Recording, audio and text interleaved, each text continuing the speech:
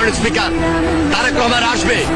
এই অচল বাংলাদেশ সচল হবে যেদিন তারেক রহমান আসবে। এই দুঃশাসনের বাংলাদেশ সেদিন সুশাসনে পরিণত হবে মাননীয় স্পিকার। যেদিন বাংলার মাটিতে ফিরবে সেদিন ওই জিয়া বিমানবন্দরে লক্ষ কোটি মানুষ তাকে বরণ করতে যাবে। It is the reality যে তারেক রহমান ফেরত আসবে and you'll see more of Tarique Rahman. উঠে দাঁড়াও,